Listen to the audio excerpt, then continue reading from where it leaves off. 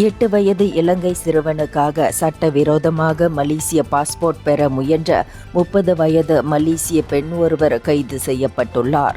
இந்த சம்பவம் செவ்வாய்க்கிழமை காலை 9:30 மணியளவில் சுங்கைப்பத்தானி UTCயில் நிகழ்ந்தது. அந்த பெண் சிறுவனை அழைத்து வந்து பாஸ்போர்ட் விண்ணப்பத்தை சமர்ப்பித்த போது நேர்முக சந்திப்பின் போது குடிநுழைவு அதிகாரிகள் சிறுவனின் பதில்களில் சந்தேகம் கொண்டனர். சிறுவன் பிறப்பு சான்றிதழில் குறிப்பிடப்பட்ட தனது பெயர் மற்றும் தனிப்பட்ட விவரங்களை சொல்ல தவறியதால் அதிகாரிகள் விசாரணையை தீவிரப்படுத்தினர். தொடர்ந்த விசாரணையில் சிறுவன் தொடர்ந்து தவறான பதில்களை வழங்கியதோடு பெண் அளித்த விளக்கங்களும் முரண்பாடாக இருந்ததால் மேலும் சந்தேகம் எழுந்தது. குடிநுழைவு துறையின் அறிக்கையில் கூறப்பட்டதாவது, விசாரணையில் அந்த பெண்ணுக்கும் சிறுவனுக்கும் எந்த குடும்ப உறவும் இல்லை என்பதும், பாஸ்போர்ட் விண்ணப்பத்திற்காக 2 வாரங்களாக அந்த சிறுவனை பயிற்றுவித்திருந்ததும் தெரியவந்தது.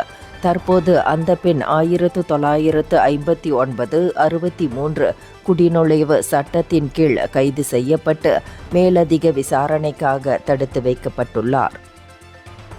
இந்தியர்களின் இதய குரல் மக்களோசை.